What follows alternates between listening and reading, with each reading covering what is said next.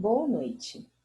Aqui é a doutora Flávia Pimenta, enfermeira dermatoesteta, formada em 2004 na Pontifícia Universidade Católica de Minas Gerais. E hoje vou falar para vocês sobre sistematização da assistência de enfermagem estética.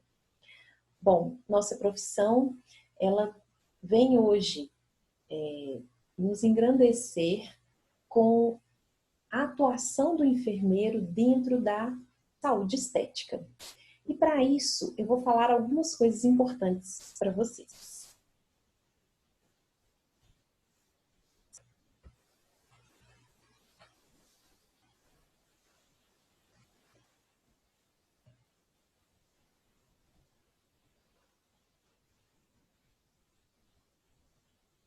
Bom, nós estamos participando do primeiro Congresso Beneficente Online de Enfermagem Estética do Brasil.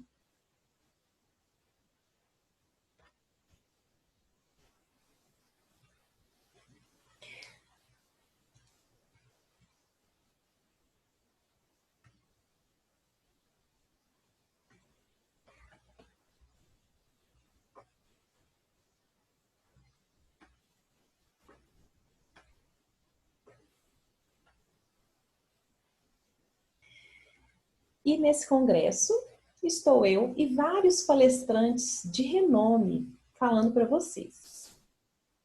Eu vou iniciar falando sobre a Lei 7.498 de 86, que fala sobre a regulamentação do exercício de enfermagem da outras providências. Bom, nele, a enfermagem é exercida privativamente pelo enfermeiro, pelo técnico de enfermagem, pelo auxiliar de enfermagem e pela parteira, respeitando os respectivos graus de habilitação. Bom, eu vou dizer para vocês pontos importantes aqui da lei. Primeiro, cabe privativamente ao enfermeiro a direção do órgão de enfermagem integrante da estrutura básica da instituição de saúde pública ou privada, ou seja, os consultórios de enfermagem e chefia do serviço e da unidade de enfermagem. Organização e direção dos serviços de enfermagem e de suas atividades técnicas e auxiliares nas empresas prestadoras desses serviços. Isso quer dizer que nós podemos ter técnicos em enfermagem atuando nos nossos consultórios. Planejamento, organização, coordenação, execução e avaliação dos serviços de assistência de enfermagem. Nós também podemos prestar consultoria, auditoria e emissão de parecer sobre matéria da enfermagem. Nisso, nós também podemos fazer a consulta de enfermagem. Não só a consulta, mas também a prescrição da assistência de enfermagem. Olha que legal, gente! Olha que ganho nós tivemos dentro da saúde estética. Porque a partir do momento que nós temos uma resolução nos permitindo atuar, nós podemos fazer consulta de enfermagem e prescrição da assistência de enfermagem. Cuidados diretos de enfermagem a pacientes graves com risco de vida. Ou seja, se nós, enquanto estivermos atuando dentro dos nossos consultórios e clínicas de estética, se a gente tiver alguma gravidade, claro que a gente sabe que a nossa categoria tem total conhecimento para poder atender esse paciente em estado grave, porque nós temos esse conteúdo dentro da nossa graduação de enfermagem. E essa legislação nos permite atuar e atender esse tipo de agravamento. Cuidados de enfermagem de maior complexidade técnica e que exijam conhecimentos de base científica e capacidade de tomar decisões imediatas. Claro que isso a gente tem. Bom, aqui também fala sobre a questão do enfermeiro exercer todas as atividades de enfermagem, cabendo-lhe, como integrante da equipe de saúde, agora não mais sozinho, participar no planejamento, execução e avaliação da programação de saúde. Participar também na elaboração, execução e avaliação dos planos assistenciais de saúde. Gente, olha que interessante. Isso quer dizer que nós podemos fazer planos de saúde. Alguém já tinha pensado nisso? Bom, planos de saúde a gente pode fazer inclusive para saúde estética. Isso é muito abrangente, porque a gente pode pensar em diversas coisas interessantes a serem desenvolvidas nesse plano. Como, por exemplo, elevação da autoestima feminina, masculina, com cuidados de enfermagem. Melhora na condição da sua alimentação, melhora na condição da sua saúde como um todo. Então, dentro desse contexto, a gente pode pensar em diversas coisas. Prescrição de medicamentos estabelecidos em programas de saúde pública e em rotina aprovada pela instituição de saúde. Gente, quando a gente pensa em instituição de saúde, a gente pode pensar lá dentro do nosso consultório de enfermagem e lá dentro da nossa clínica de enfermagem? Sim, nós podemos montar protocolos institucionais e dentro desses protocolos institucionais, a gente pode fazer a prescrição de medicamentos, claro que consultando o nosso Conselho de Enfermagem Federal, ok?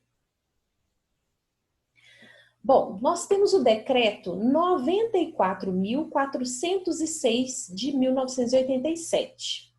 Esse decreto, ele regulamenta e dispõe sobre o exercício da enfermagem e dá outras providências. Bom,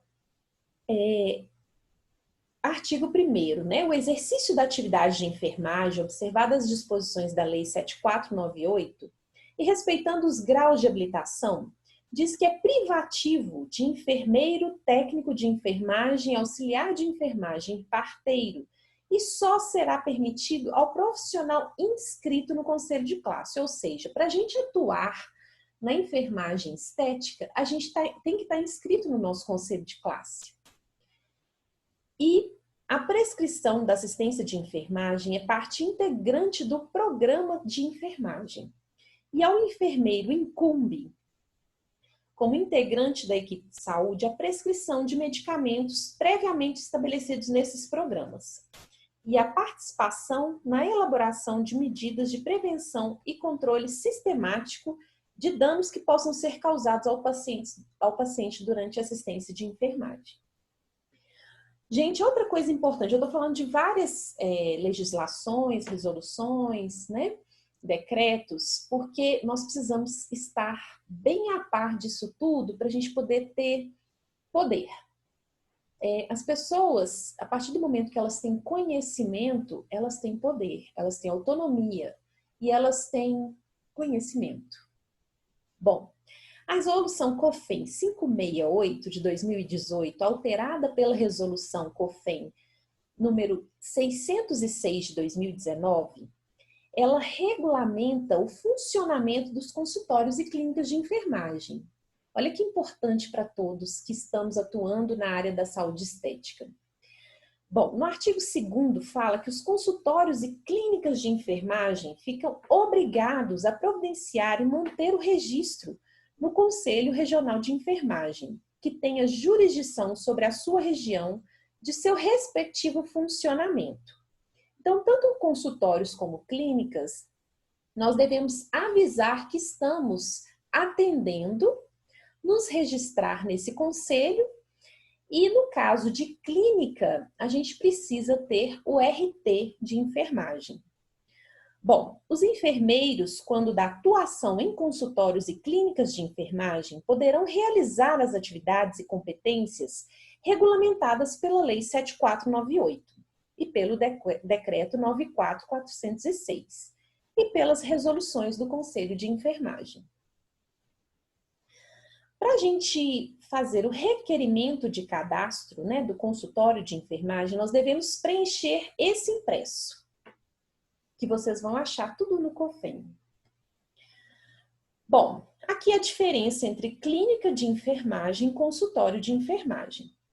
Bom, a clínica de enfermagem é o estabelecimento constituído por... voltando. A clínica de enfermagem fala que é o estabelecimento constituído por consultórios e ambientes destinados ao atendimento de enfermagem individual, coletivo ou domiciliar. Então, nós podemos atuar até mesmo em domicílio através das nossas clínicas de enfermagem. Hoje no Brasil, a gente já tem algumas clínicas, vocês podem pesquisar na internet, vocês vão ver que tem algumas clínicas que fazem administração de medicações prescritas pelos médicos, que fazem vacinas, curativos, atendimento ao idoso, atendimento à criança, seja no caso ao recém-nascido, amamentação. Nós temos também a atuação da obstetrícia, com a consulta pré-natal. Enfim, olha que interessante. Nós temos também a saúde estética e os consultórios de enfermagem estética. Bom, consultório de enfermagem. Consultório de enfermagem é a área física onde se realiza a consulta de enfermagem e dá outras atividades privativas do enfermeiro, para atendimento exclusivo da própria clientela. A diferença, gente, entre clínica de enfermagem e consultório de enfermagem vai estar em relação ao número de pessoas que vai estar presente nesse local, também em relação à diversidade desses profissionais por especialidades, né? Por exemplo, numa clínica de enfermagem, a gente pode ter o atendimento à saúde da mulher. Nela pode ter, por exemplo, o atendimento pré-natal, de enfermagem obstétrica, e também podemos ter, por exemplo, a saúde estética feminina, pré-parto, pós-parto. Olha que interessante. Responsabilidade técnica. As clínicas de enfermagem, então, devem contar com um enfermeiro responsável técnico. Então, nós temos que pensar que precisamos registrar no conselho de enfermagem da minha região. Por exemplo, no meu caso, se eu tiver uma clínica de estética, eu tenho que fazer registro no meu conselho de enfermagem de Minas Gerais, porque eu sou mineira. Então, eu tenho que procurar o meu conselho, preencher os formulários próprios, pagar uma taxa de responsabilidade técnica e apresentar o meu projeto. Ok?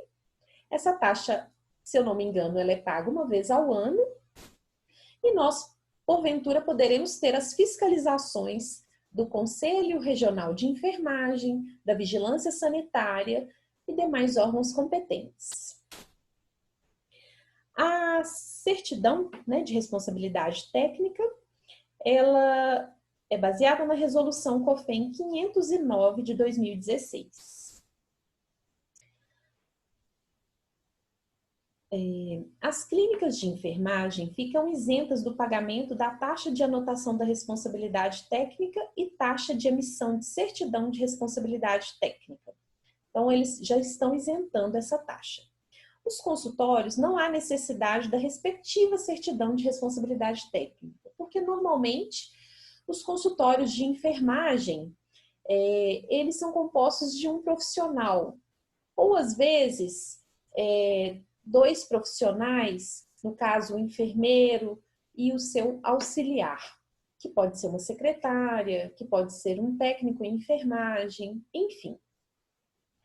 Do licenciamento e funcionamento. As clínicas de enfermagem que oferecem serviços de enfermagem ou consultas de enfermagem somente estarão aptas para funcionamento quando devidamente registradas como empresas nos órgãos do Conselho Regional de Enfermagem, após devidamente autorizada por órgãos sanitários competentes, seja estadual ou municipal, como eu já havia falado, ok? Bom, então o consultório de enfermagem está obrigado a manter registro no conselho, com jurisdição sobre a região do respectivo funcionamento. Então nós temos que atentar sobre tudo o que está acontecendo a nível do nosso estado. Bom, é permitida a utilização do consultório de enfermagem por mais de um profissional, desde que as atividades de cada um não estejam necessariamente vinculadas ou condicionadas sob qualquer aspecto a dos demais. O registro de consultório de enfermagem é isento do pagamento da anuidade e emolumentos e obriga o enfermeiro a estar quite com a sua situação financeira e cadastral do seu registro de enfermagem, ou seja, do seu COREN. O registro ele é requerido ao presidente do Conselho Regional de Enfermagem em formulário próprio e deve conter o quê, gente? Nome e número de inscrição no COREN do enfermeiro requerente, endereço completo do seu consultório, horário de atendimento, comprovante de situação financeira perante o COREN do seu registro próprio, né? Cópia de comprovante de residência, cópia do alvará do seu funcionamento perante os órgãos de vigilância sanitária. Lembrando que uma coisa importante, o enfermeiro de consultório coletivo responde solidariamente com os demais pela utilização indevida desse local. Ou seja, é uma responsabilidade grande. O cancelamento do registro de consultório é processado pelo Conselho Regional de Enfermagem. Então, se nós fecharmos o nosso consultório, nós temos que avisar ao Conselho Regional.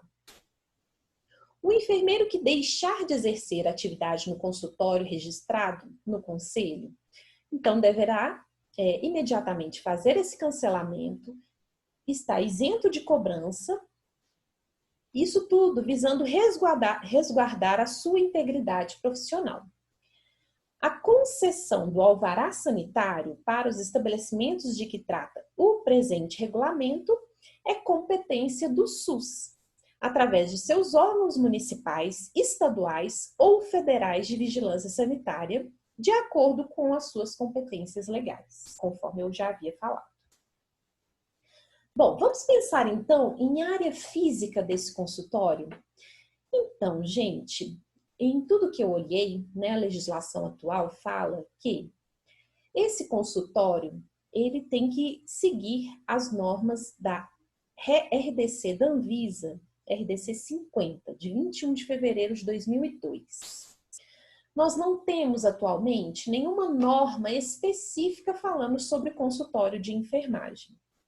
Então, pesquisando muito, eu achei dentro da RDC 50 uma parte que fala sobre atendimento ambulatorial. Então, eu enquadrei os nossos consultórios de enfermagem nesse atendimento ambulatorial. E logo, logo já vou mostrar para vocês o que tem que ter, ok? Nós temos também algumas recomendações da região de São Paulo, se eu não me engano, eu vou mostrar logo para frente, falando sobre orientações de centros estéticos. Então, tem umas coisas legais que podem nos nortear, nos ajudar nesse sentido.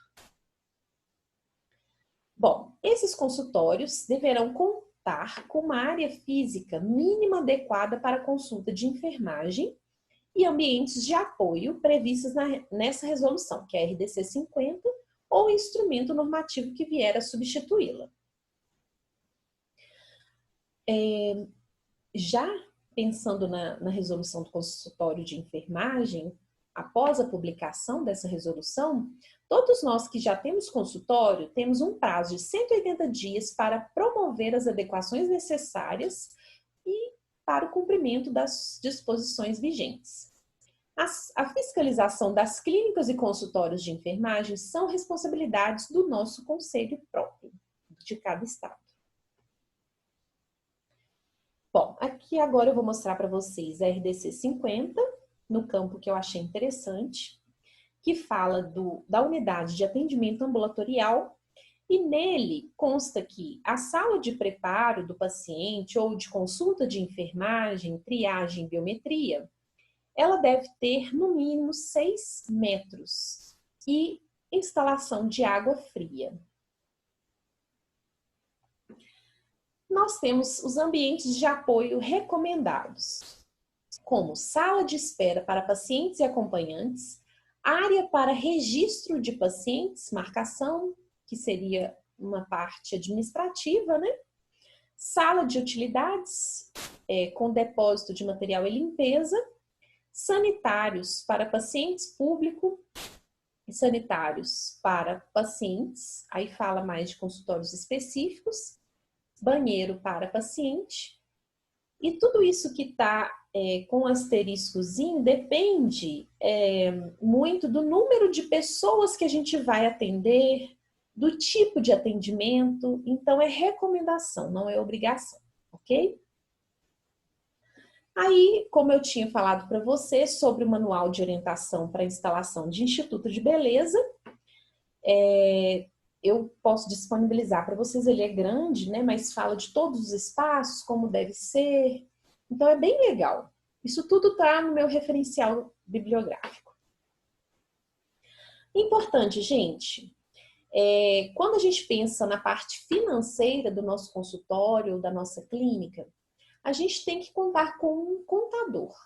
Esse contador, vocês não precisam pagar uma fortuna, basta vocês negociarem com ele, especificar o tamanho do seu atendimento, o tamanho do seu espaço, negociar esses valores. Eu consegui ótimas negociações quando eu fiz parceria com os meus contadores. A gente tem que pensar no nosso faturamento anual. E esse faturamento, ele vai te dizer que tipo de registro você deve fazer no órgão competente. Seja como microempreendedor individual, seja como uma empresa maior. No caso, por exemplo, de microempreendedor individual, a nossa renda anual, ela deve estar em torno de até R$81 mil. Passou disso, a gente já é uma empresa maior, ok? Isso é só uma dica. Depois vocês podem consultar aprofundadamente e verificar se isso está certo com o seu contador, ok? Bom, então nós podemos ter consultórios apenas com enfermeiros ou clínicas com enfermeiros, técnicos ou profissionais administrativos. Mas isso tudo vai depender do tamanho do nosso sonho. Se sonharmos pequenos, teremos um espaço pequenininho. Se sonharmos grandes, poderemos ter clínicas maravilhosas, com muitos profissionais, com diversas especialidades que se ajudam, se auxiliam. Então vamos pensar grande, porque a enfermagem ela é maravilhosa. Bom, nós temos também que possuir se a gente for atuar no consultório estético, nós temos que possuir especialização na área de estética, de saúde estética ou de dermatoesteta, enfim, de estética. Com carga horária mínima de 100 horas práticas, regulamentadas pelo MEC. Ou também nós podemos ter, no mínimo, 2 anos de experiência na área de atuação de estética comprovada e fazermos uma prova de título. Eu, no meu caso, sou da Sociedade Brasileira de Enfermeiros Estetas, que é a SOBEE. E lá se pode fazer uma prova de título e conseguir a comprovação dessa experiência. Bom, se for o caso de clínica, fazer o registro como RT, atuar, gente, conforme a nossa resolução da enfermagem estética, que é a resolução 626, que alterou a resolução 529 e trata da atuação do enfermeiro na área da estética. Bom, e tudo isso, gente, nós vamos fazer de acordo com essa resolução, e tudo que nós podemos fazer não pode estar,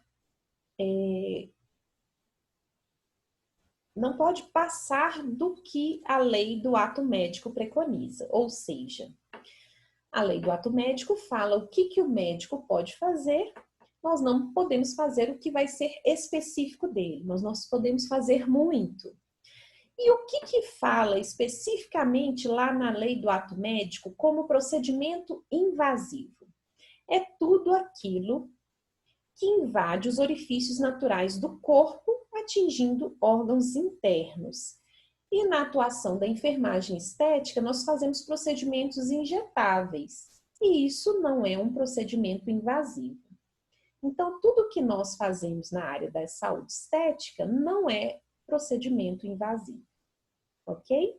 Então, isso ficou muito claro para a gente, nós temos decisões judiciais que nos respaldam, então estamos tranquilos para atuar na nossa profissão, dentro da área da saúde estética. Definir o público que nós iremos atender.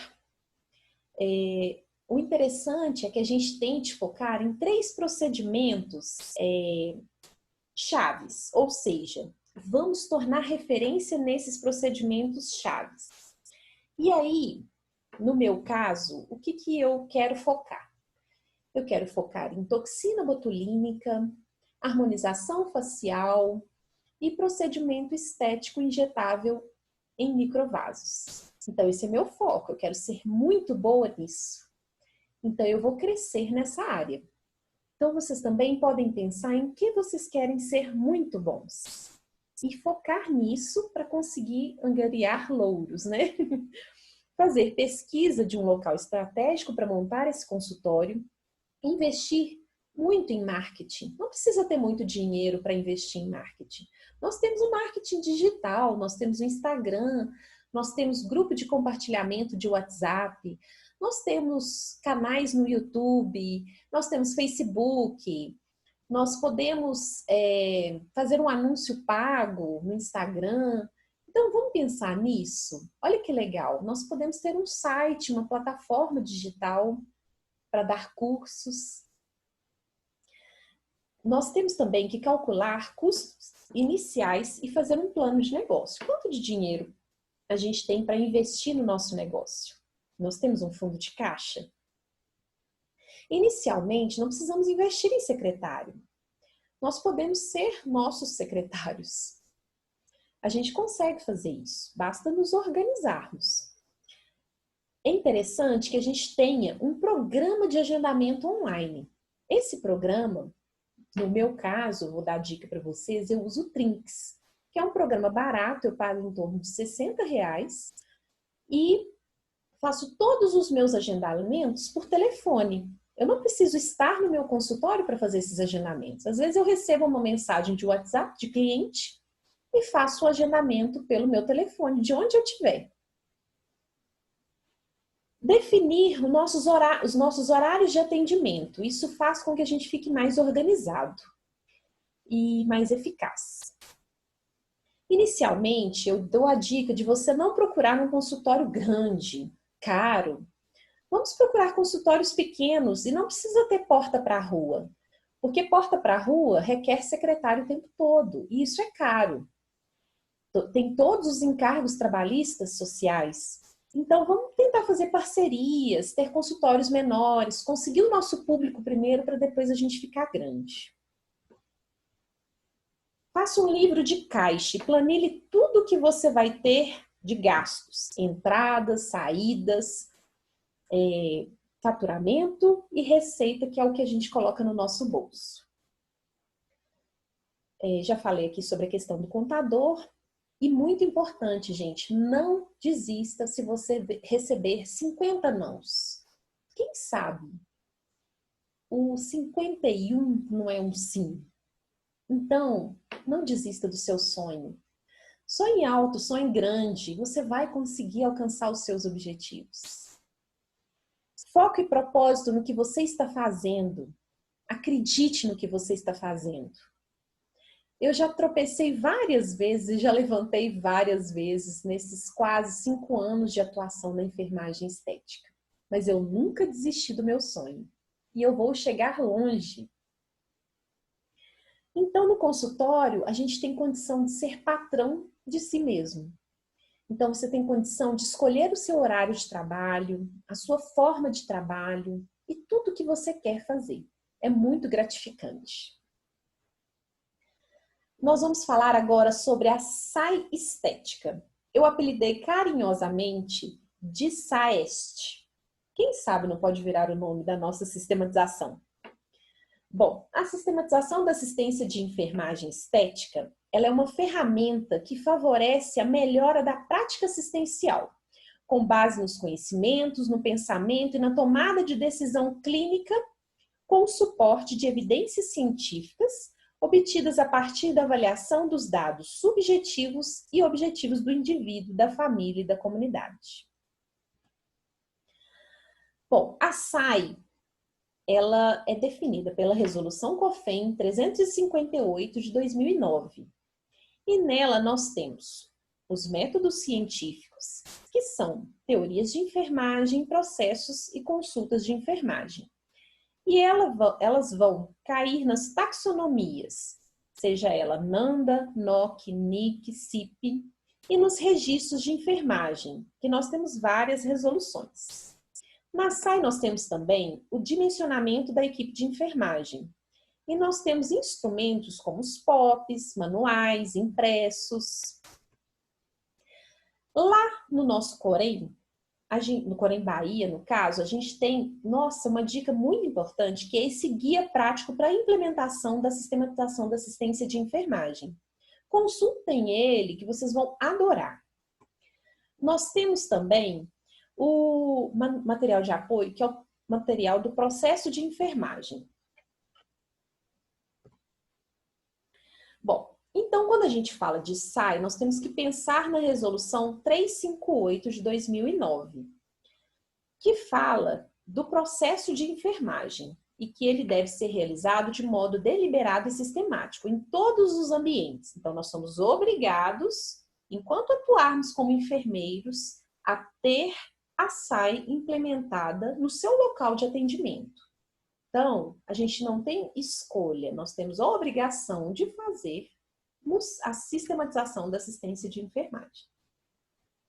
Processo de enfermagem, eu vou falar lá na frente, quando eu falar sobre a nossa teórica, mas deve ter isso tudo, gente. Coleta de dados de enfermagem ou histórico de enfermagem, diagnóstico de enfermagem, planejamento, implementação e avaliação.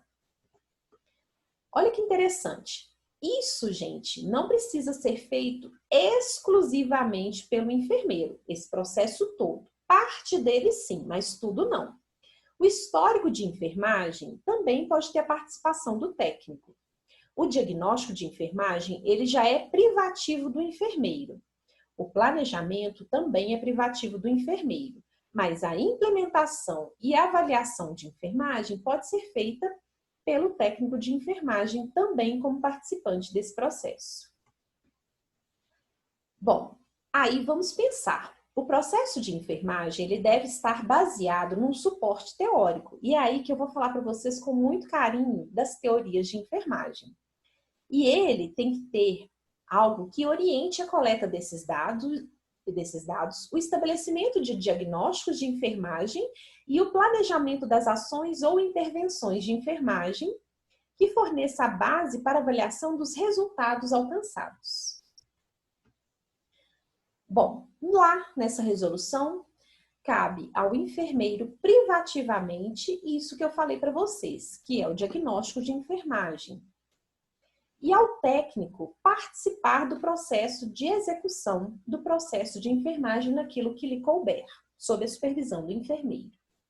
Ah, então quer dizer que podemos ter técnicos nas nossas clínicas? Sim. Gente, teoria. Nossa, a gente quebra tanto a cabeça para pensar qual é a melhor teoria a ser seguida, porque nós temos que ter uma teórica. Todos os nossos impressos de enfermagem, eles têm que ser baseados em uma teoria. Ou seja, o nosso trabalho tem que ser baseado numa teoria. Então, nós temos que pensar na escolha da teórica mais apropriada à nossa prática. E toda teoria consiste em um conjunto de conceitos que projetam a visão sistêmica do fenômeno. As teorias servem para descrever, explicar, diagnosticar ou prescrever medidas para a prática assistencial, oferecendo respaldo científico para as ações de enfermagem. Só, gente, que nós não podemos escolher qualquer teórica. No nosso caso, no atendimento dos nossos pacientes, clientes, no consultório de enfermagem ou na clínica, a gente tem que ter uma teoria prescritiva. Porque se nós formos fazer recomendações para esse paciente atuar em casa, mediante qualquer complicação que ele venha a ter, ou para melhora do seu quadro, nós temos que fazer prescrição. Então, a gente tem que escolher uma teórica de peso, que seja, no mínimo, de nível 5. Perdão, de nível 4, que é uma teórica produtora de situações prescritivas. Então, nós temos teorias que vão do nível 1 até o nível 4, e eu escolhi para vocês falar sobre uma teórica prescritiva, que é, no caso, Wanda Horta, que eu amo. E é uma brasileira do Pará, fantástica, doutora em enfermagem. Vou só falar assim, explanar rapidamente todas as teóricas e as características de suas teorias, mas eu vou especificar muito a questão da teoria de Wanda Horta, que é das necessidades humanas básicas. Florence começou, né, na nossa profissão em 1860, linda, trouxe para a enfermagem um valor, um peso muito grande durante a Guerra da Crimeia. E ela começou a organizar os pacientes e dar higiene a esses pacientes com os banhos, a aeração do ambiente, por aí vai. Então, a teoria dela é do meio ambiente, da higiene. Nós temos a Hildegard Piplo, de 1952, que fala do relacionamento interpessoal. Então, ela começa a fazer a interação do enfermeiro com o seu paciente ou seu cliente. E aí a gente começa a ter a troca de informações para o cuidado. Nós temos Virginia Henderson, que fala de 14 necessidades básicas, mas é bem diferente da teoria de Wanda Horta. Ela é de forma objetiva, que objetiva a independência do paciente. Então, ela começa a trazer essa melhora do bem-estar do paciente através da sua independência, da melhora do seu estado para a recuperação da sua saúde. Bom, nós temos Martha Rogers, que fala sobre seres humanos unitários em um campo de energia. Então, ela começa a pensar nas terapias holísticas, mas depois nós temos uma outra teórica que aprofunda muito mais nisso. Nós temos Calista Roy, de 1970, que é a teoria da adaptação, que fala sobre a ajuda ao paciente nas suas adaptações para a mudança do seu estado. Nós temos Oren, que fala sobre o autocuidado. E aí, ela é muito utilizada na questão dos pacientes em reabilitação, né? Porque esse autocuidado é a execução do seu cuidado para a melhoria do seu processo de saúde. Por exemplo, escovar os dentes, caminhar no corredor, fazer a sua higiene íntima, pentear o seu cabelo, o que às vezes é muito complicado para um paciente, por exemplo, em CTI, que está recuperando, né? Mas até em CTI essa teoria pode ser aplicada sim, e ela é muito utilizada. Imogen King, que fala sobre a comunicação. Comunicação com o quê? Com a família do paciente, a sociedade. Ou seja, ela é uma teoria mais ampla, né, que envolve o paciente em outros contextos, né, nos seus contextos de convivência social. Nós temos Leninger. Leninger fala de uma enfermagem emergente e ela fala muito do cuidado transcultural. Então, ela envolve várias culturas, como as culturas indígenas, como as culturas ciganas, enfim, culturas de todos os tipos, porque o cuidado de enfermagem ele deve se basear na cultura daquele paciente. Então é diferente o cuidado que eu vou ter com uma pessoa da nossa convivência social para uma pessoa, por exemplo, cigana. O cuidado é totalmente diferente, eles têm outra cultura, outros hábitos, outras formas de viver. E nós temos que ter conhecimento para isso, para saber como envolver todas as culturas no cuidado de enfermagem. Nós temos Jim Watson, que fala sobre a teoria do cuidado transpessoal, que envolve a relação entre saúde, doença e comportamento humano. E nós temos a nossa querida Wanda Horta, que fala das necessidades humanas básicas, que se baseia na pirâmide de Maslow, E nisso, gente, nós temos um ganho muito grande, porque nós temos um processo perfeito desenhado do processo de enfermagem, que é o que nós precisamos para atuar no nosso consultório ou clínica. Na enfermagem, em todas as teorias, a gente sempre tem 4 tópicos importantes que formam o metaparadigma da enfermagem. O metaparadigma da enfermagem, ele é pessoa, saúde, ambiente e enfermagem. A gente sempre, em todas as teorias, a gente tem esses temas. Então, eles são o metaparadigma da enfermagem. Pessoa. Quem é a pessoa? Quem recebe o cuidado. Saúde. É o estado ao qual se destina a assistência. Ambiente. É o entorno imediato daquela pessoa. E enfermagem é a metodologia assistencial empregada. Aí eu só fiz um exemplozinho, depois se vocês quiserem ler com mais calma, da caracterização desse metaparadigma a um determinado tipo de paciente. Bom, aí vamos pensar qual é o foco do médico, qual é o foco do enfermeiro. Muita gente tem dúvida em relação a isso. Até as pessoas em geral me perguntam, mas o que é diagnóstico de enfermagem? Em que vocês atuam, né? Bom, exemplo, foco do médico. A senhora Joana vem apresentando um quadro depressivo, não consegue dormir, está chorosa. Qual é o diagnóstico médico? Depressão. O que o médico geralmente prescreve? Medicamentos, exames, enfim. E no caso eu coloquei aqui antidepressivos. Qual é o foco do enfermeiro esteta?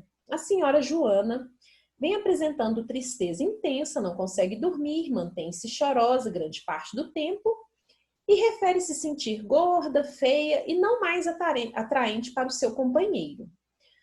Qual que é o diagnóstico de enfermagem? Autoimagem prejudicada. Quais são as prescrições de enfermagem estética? Sempre no infinitivo, viu, gente?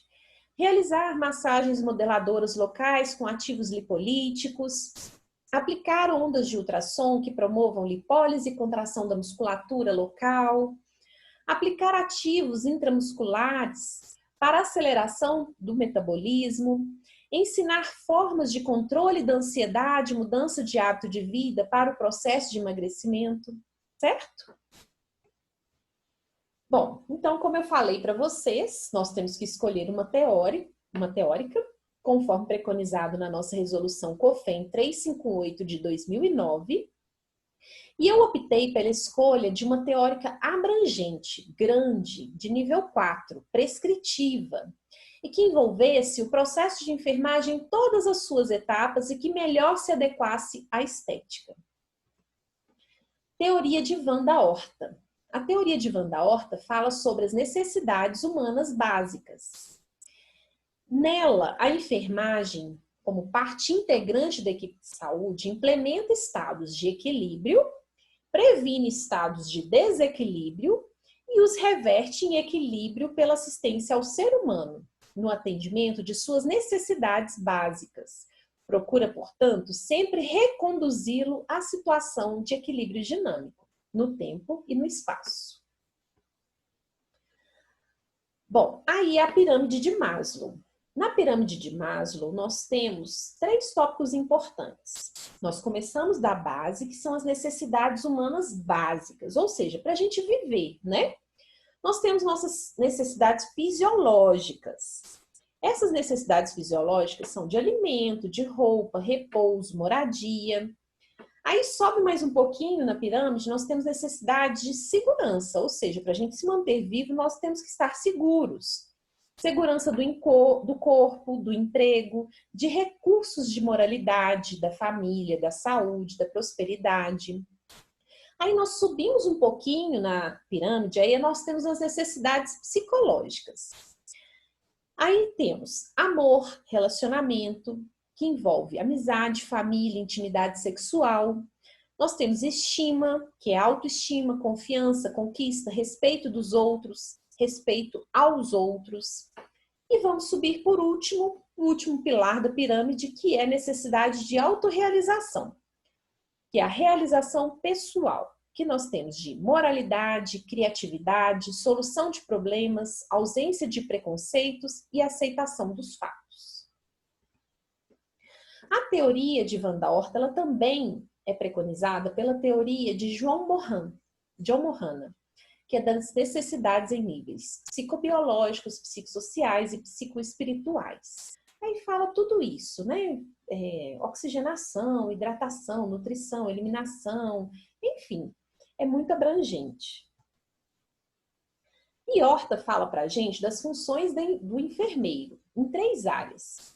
Áreas específicas, que é assistir ao ser humano no atendimento de suas necessidades básicas e torná-lo independente dessa assistência, quando possível, pelo ensino do autocuidado.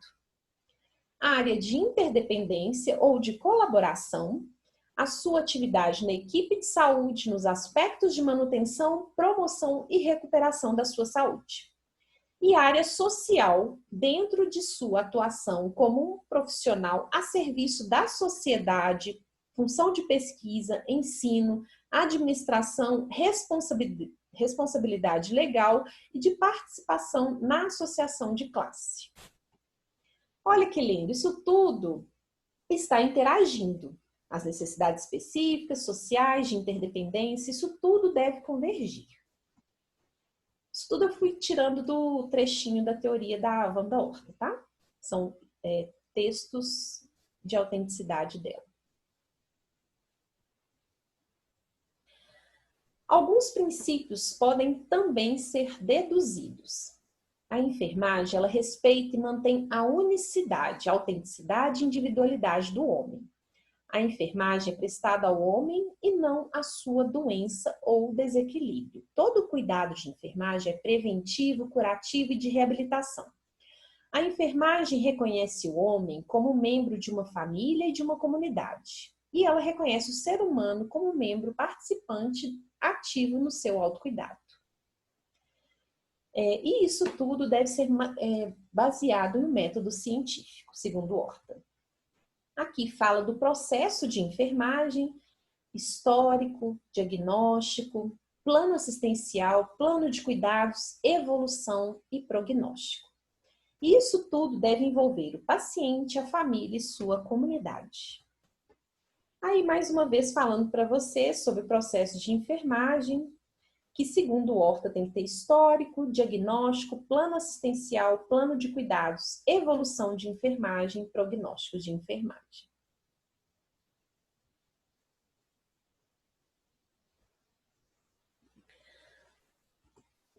Olha que legal que eu montei para vocês, gente, uma coisa bem explicativa e bem prática.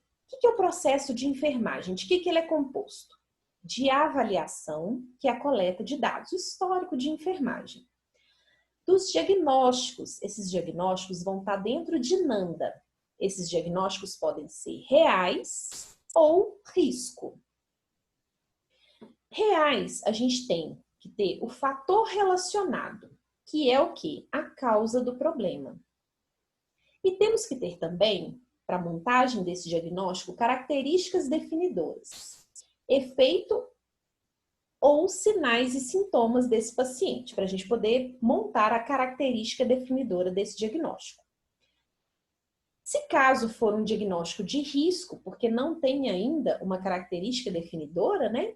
Nós temos apenas o fator relacionado, que é a causa do problema. Quando a gente fala de planejamento, a gente tem a literatura NOC, que vai nos dizer o que a gente quer de resultados esperados, que vai ser o quê? O planejamento do tempo que a gente quer fazer com que esse paciente alcance aquilo que a gente projetou para ele, para a melhora que a gente quer naquele paciente. No caso da implementação, a gente pode usar NIC. Em NIC, aí nós vamos falar sobre as prescrições de enfermagem e sempre colocarmos essas prescrições no infinitivo, em ação. O que, onde, como, quando, com que frequência, ok? Só um minutinho voltando. A avaliação, na avaliação nós vamos ter a evolução de enfermagem.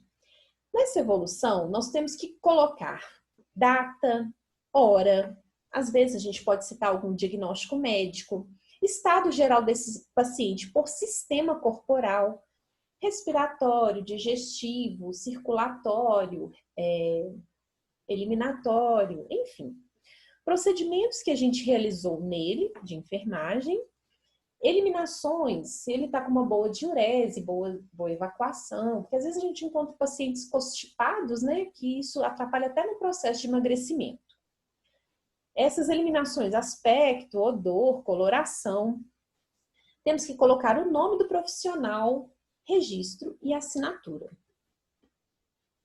E aqui eu vou dizer para vocês alguns diagnósticos de enfermagem que eu selecionei que vocês podem estar utilizando no consultório de enfermagem, seja um consultório holístico, por exemplo, de uma acupuntura, de um reiki, das terapias alternativas, ou num consultório de harmonização facial, enfim, eu coloquei bem abrangente para vocês estarem escolhendo. Exemplos: disposição para controle da saúde melhorado, dinâmica alimentar ineficaz no adolescente, porque às vezes a gente pega algumas adolescentes com bulimia, anorexia, né? Disposição para nutrição melhorada, aquele paciente que quer emagrecer, obesidade, lembrando que na estética a gente não trata obeso, a gente encaminha, a gente trata normalmente sobrepeso. Risco de sobrepeso, mas tem também alguns consultórios estéticos auxiliando muito pessoas obesas. Tem alguns projetos legais, né? Mas, enfim, tem que ter uma equipe multiprofissional para ajudar essa pessoa. Então, sobrepeso, risco de sobrepeso, risco de glicemia instável, porque às vezes a gente pega pacientes diabéticos e a gente precisa fazer, por exemplo, uma glicemia capilar na nossa anamnese. Constipação, motilidade gastrointestinal disfuncional, insônia, tem muita gente que não consegue dormir. E às vezes, se a gente aplicar uma laser terapia, né, um laser vermelho, seria muito importante para esse relaxamento, essa melhora da condição de sono dessa pessoa, que é a técnica IRIP. Insônia, né, como eu já falei, campo de energia desequilibrado, aí vem as terapias holísticas, que é muito legal. Fadiga, o estresse hoje em dia está provocando isso, né? Risco de débito cardíaco diminuído, aí a gente pega os pacientes com problemas circulatórios, que é muito comum. Padrão respiratório ineficaz, às vezes a gente pega uma pessoa que tem um quadro de bronquite, de asma. Perfusão tissular periférica ineficaz, olha só, o PEM, né, que é o procedimento estético injetável em microvasos. Pressão arterial instável, risco de intolerância à atividade daquela pessoa sedentária que não quer começar um novo projeto de vida que envolva atividade física. Déficit do autocuidado para se vestir, no caso dos procedimentos pós-operatórios, de cirurgia plástica que a gente faz as drenagens linfáticas. Autonegligência, aquela pessoa que não quer se cuidar, né? Conhecimento deficiente, às vezes ele não sabe como se cuidar, não sabe como ter uma boa saúde estética. Controle de impulsos ineficazes, pessoas agitadas. Controle emocional lábil, pessoa chorosa, enfim. Disposição para autoconceito melhorado. Risco de dignidade humana comprometida, as pessoas depressivas, desesperança. Disposição para esperança melhorada. Distúrbio na identidade pessoal. Risco de distúrbio nessa identidade. Baixa autoestima crônica. Tem tanta coisa legal que a gente pode fazer para melhorar essa autoestima, como, por exemplo, uma toxina botulínica, um preenchedor, para essa pessoa ficar mais feliz, gostar de si mesma. Distúrbio na imagem corporal, processo às vezes familiares disfuncionais, interação social prejudicada. Às vezes a gente pega alguma disfunção sexual, a mulher que não tem libido para ter uma relação com seu marido, ou vice-versa. Ansiedade, isso é muito comum hoje em dia. Enfrentamento defensivo, às vezes a pessoa é fechada, relutante, né, em abrir-se para o meio. Sobrecarga de estresse, regulação de humor prejudicada, disposição para o poder melhorado, ou seja, ela pode fazer aquilo, ela quer fazer aquilo para melhorar. Tristeza crônica, relacionamentos ineficazes, conflito de decisão, às vezes ele tem muita dificuldade em tomar a decisão de se cuidar e não sabe por onde começar. Risco de infecção, né, no caso, nos procedimentos injetáveis que a gente faz. Integridade da pele prejudicada, olha quanta coisa a gente tem em relação à integridade da pele prejudicada. Por exemplo, os processos acneicos. A integridade da pele está prejudicada. Olha que interessante esse diagnóstico. Aqui eu vou falar vários sobre pele, viu, gente? Muito legal. Integridade tissular prejudicada, não é só pele, são todos os tecidos. Aí a gente tem tecido epitelial, tecido muscular, tecido ósseo, ok? Risco de integridade tissular prejudicada. Recuperação cirúrgica retardada no caso de pós-operatório de cirurgia plástica, risco de tromboembolismo pelo paciente ter uma má circulação, automutilação, que às vezes a gente pega umas meninas que fazem isso, né? Contaminação, risco de contaminação, risco de reação alérgica, de termorregulação ineficaz, no caso, por exemplo, de criolipólise, que a gente tem que aquecer a paciente ou o paciente, dor aguda, que é aquela dor que ela sente no momento, às vezes, do procedimento estético, ou uma dor crônica que já vem acompanhando há muito tempo. E hoje em dia, gente, uma coisa importante, a questão do isolamento social que a gente está vivendo pela questão do Covid-19. Aí eu tenho todo o meu referencial bibliográfico, vocês podem consultar com calma. Se precisar, podem me mandar no Instagram, no direct, que eu mando para vocês. E eu queria apresentar o meu programa de consultoria. Bom, eu como enfermeira esteta e já muito atuante no processo de certificação hospitalar, inclusive premiada pelo Congresso Acredita Minas, aqui em Minas Gerais, como ganhadora, né, do projeto, que foi um projeto de sistematização, que envolve também sistematização da assistência de enfermagem perioperatória, mas muito focado em custos hospitalares, auditoria. Eu tenho uma vasta experiência nessa área de certificações e eu queria ajudá-los até mesmo a conseguir essas certificações. Então, hoje eu presto consultoria na criação e implementação desses consultórios e clínicas de estética, assessoria para a organização e criação de todos os passos na parte de esterilização de materiais para estética. Eu tenho experiência e atuação na área de CME, que é a Central de Esterilização. Formulação de impressos referente ao processo de enfermagem completo por procedimento estético. Então, o que vocês quiserem, eu monto. Seja para toxina botulínica, harmonização, PEN, aplicação de injetáveis para quebra de gordura, limpeza de pele, tudo. Eu posso montar os impressos de acordo com cada tipo de atuação na área da estética. Formulação de todos os POPs de cada procedimento que a gente vai fazer de enfermagem no seu espaço de atendimento e auxílio em aquisição das certificações ISO, ONA e outras. Os meus contatos, olhem, gravem aí.